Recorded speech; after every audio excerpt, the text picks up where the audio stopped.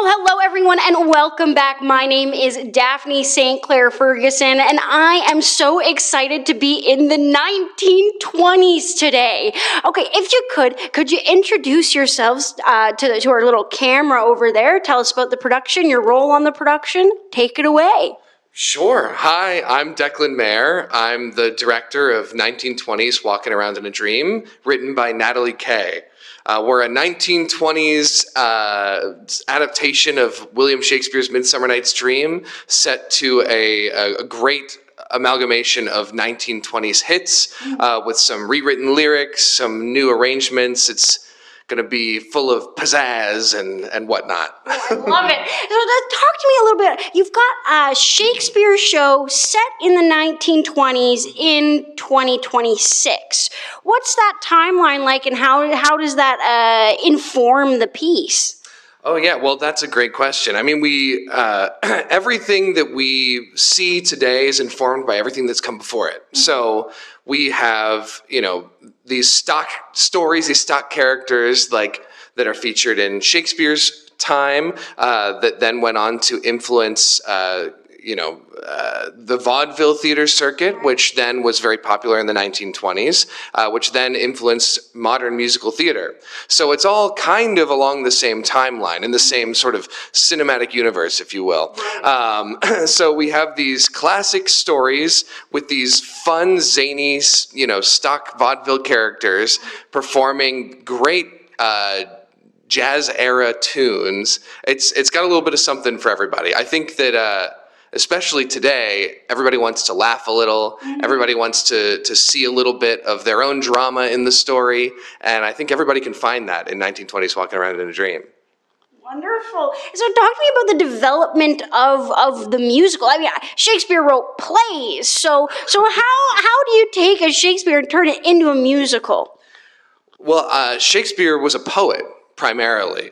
So, and poetry lends itself very well to music. Our playwright, Natalie Kay, started developing this show about 10 years ago. And she started out by wanting to translate one of Shakespeare's sonnets into another language. And the language that she chose was 1920s vernacular.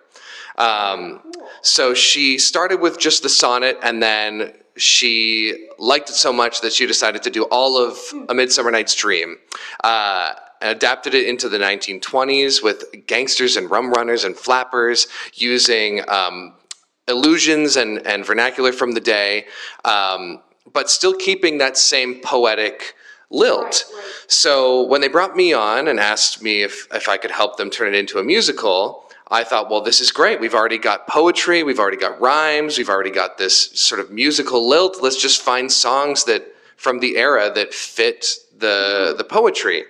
And it was a great collaboration between Natalie and I to find how to fit her words into these songs. And we worked really hard so that I didn't change too many of her words turning into lyrics. But it was a real fun collaboration between the two of us that was at a breakneck pace, because it all happened in the last 2.5 months, I guess. That's what I was going to ask, is what was that timeline like between when you got brought on and now you're developing music? How do you do that so quickly?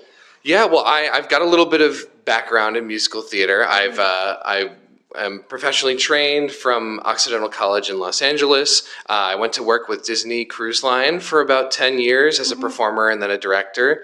And I've also done a lot of development of my own shows. But my composition brain is still developing. So it's really been great to use these public domain songs from the 1920s. So, can find the song, listen to it, write down what I hear, and fit it all in. It was kind of more like a puzzle than it was like doing a painting, so to speak. Very cool. Very, very cool. I love that, like a puzzle. Now, I'd love to talk a little bit about the vernacular. You guys online have this educational guide, which is pretty extensive. It was really cool to check it out. Yeah. So do people need to study before coming to see this show? Well, if you want to be the kind of person that knows everything that's going on the entire time, then yes. But that's the same thing if you go to see a Shakespeare play. If you want to, fully grasp everything that's going on in Shakespeare, you got to read the play, you got to study a little bit of that.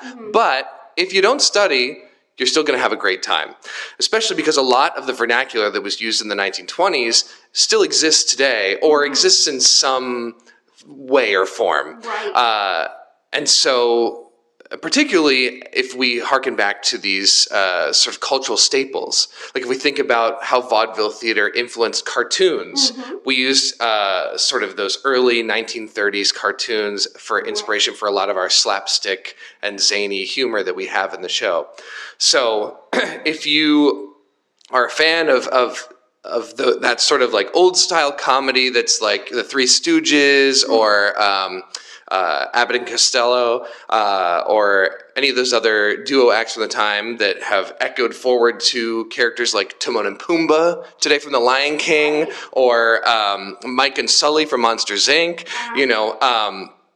That's the kind of theatrical language that we're using. So I think you don't have to study, but, I never want to stop anybody from studying, for sure. Right. And I did study. So I did. And in your educational guide, you write, it's the first sentence, the youth culture of the 1920s was hugely influential on shifting society into a modern era. So what influential shifts do you think maybe this show will have on the Canadian theater canon, possibly? Well, we can only hope that it'll have, yes, cross our fingers, for a big shift. I think that, in this day and age, with everything that's going on in the world, it's important to laugh. It's important to realize that even in the wake of great change, that there's still room to grab life by the horns and really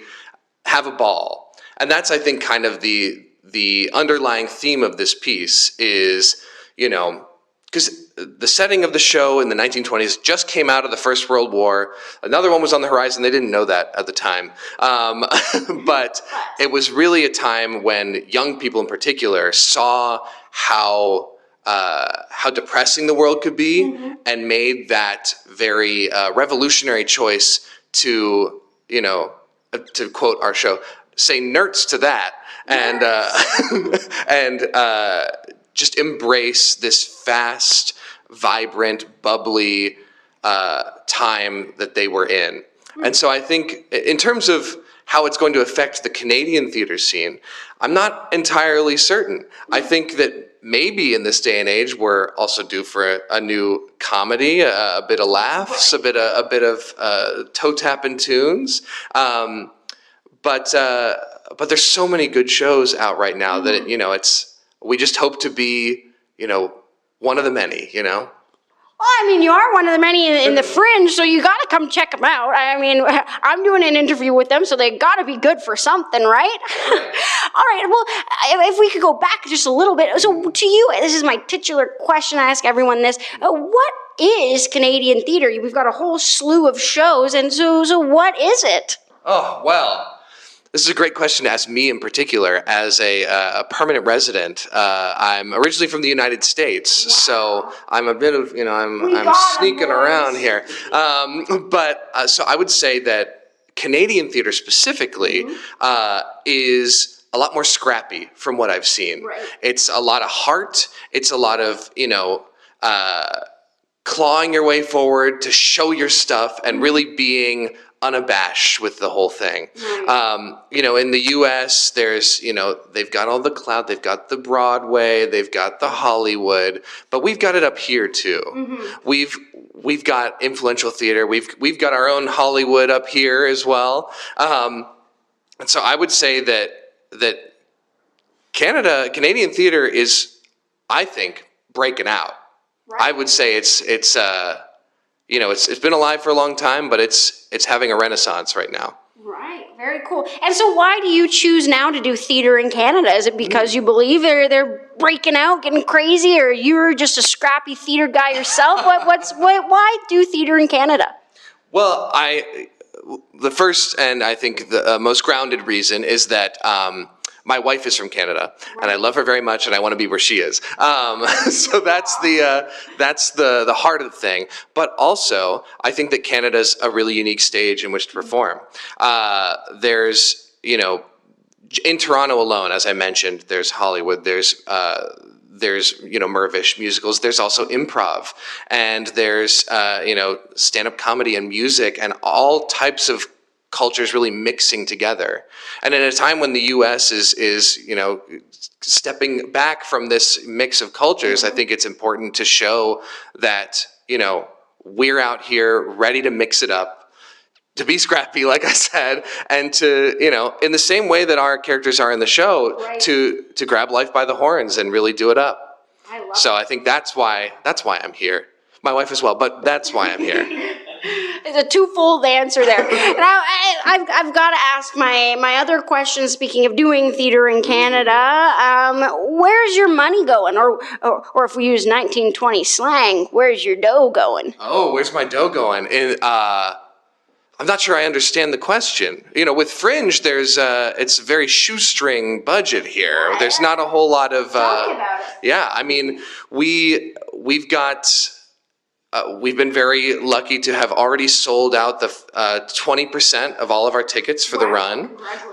Thank you very much. And so the producer would have the real answers, but I think that the sort of philosophical and short answer from me, the director, who doesn't touch the money at all, is the money's going to the future, to keep this show going. For example, this show is going to have a revival already in August, yes, at the Old Town Toronto BIA's summer series at St. James Park. So the money's going towards that, and then who knows where it'll go after that. Maybe it'll go get developed further and become a longer musical, or get to a larger stage with more money to be thrown around there. So the money's going towards our dreams, our 1920s dreams, yes. I love it. I'd love to hear a bit about this revival that we've already started planning. So it says online it's a family-friendly version. Yes. So is this show really raunchy at the Fringe? What's going on there? Oh my god, it's not that raunchy. It's yeah, marginally so. I think so. We've said it's rated PG-13, meaning that if you're over 13. You're welcome. And if you're under 13, you're also welcome, but you should talk to your parents first. I would say that the original writing of the piece could have lent itself to be very raunchy if we decided to go that route, but we decided to play it a little bit more of a screwball comedy, going into a little bit more of those sort of like cartoony slapstick arena instead of like full simulated stuff. Crazy things. So it's still very this is sort of two-pronged. I think it's in a place where we can make sure that our actors are comfortable, because when they started working together, it was only a couple months ago, and they still only barely know each other outside of character. But also, I think for this revival, we knew it was happening earlier on, and we want to make sure that we can keep the quality of our show as intact as possible between these two runs. So, well, there will still be some things we need to tone down for sure for a G-rated audience, some language that might need to shift a little bit, but we're hoping that we can deliver the same quality from Fringe that we're going to deliver there. Very cool. Love it. And I have to ask, do you have a favorite slang phrase you've learned during this process? Yeah. I mean, I think that... I already said nerds to that. That's a good one. But there's a whole string of I guess, adjectives from the 1920s that are all in relation to an animal and their body part. So we hear about like, or So we all know about the phrase, like, you're the cat's pajamas, you're the bee's knees, yeah. But there's some other ones like, you're the eel's hips, you're the elephant's adenoids, all these, yeah. And so you can pick any animal you want. So what's your favorite animal? Let's say a penguin came up recently. Oh, you're the penguin's teeth, my darling. Oh, do penguins have teeth? I don't know. Well, maybe. They don't have to. It's 1920s. Anything goes. That's right. Okay, gorgeous. Is there anything else that you would like to share with our little camera audience here before we sign off? Oh, well, hi, Mom. I just want to say that, come one, come all. We want to see you come out and see 1920s Walking Around in a Dream. We hope that you share some laughs with us, that you leave with the tunes stuck in your brain, and come see us. Check out the Toronto Fringe website to get all the details of where and when. And there's also so many other musicals in our same location at the Factory Theatre. So come out to see Merv-ish, the improvised musical. There's also, Harlem North, another 1920s show. There's so many more. And even in the studio space, it's got shows. I mean, I'm going to be busy. I'll tell you. Take a look through there. They're all going to be incredible. So that's what I'll say, is that Fringe is the time to grab life by the horns and get out there and see some musicals. Gorgeous. It's the bull's horns, I guess. Now, right. You guys are on Instagram. Your Instagram presence is amazing. I have to say, your fun little overheard in rehearsals. So you guys are on at Unspoken Theater, correct? That's correct, yes. And that's all of that promo. All credit goes to Nina, our producer, who's been compiling those for the entire rehearsal process and quoting me behind my back from rehearsal during the whole time. Very sneaky. I do have one quote that I'd like to pull before we sign up. Overheard in rehearsal. How drunk is he in this scene? Could he save himself from a pack of wolves? Did he save himself from a pack of wolves, and how drunk is he? Unfortunately, on that day, the wolves did not show up to rehearsal. So we'll never know for certain whether he could have saved himself from a pack of wolves. But if you consider yourself a pack of wolves, come out and see if you can get him at the Factory Theatre. Let's go get him at the Toronto Fringe. Okay, you're running from June 30th to July 12th at the Factory Theatre Mainspace. So let's get him, okay? If you're listening, we're getting him. We're the wolves' toes. Yeah, wolves' toes. I'm just coming up with crazy stuff now. Look at me. Come on. What the hell's going on here? Well, with that, we'll sign off. My name is Daphne St. Clair Ferguson, and we're signing off.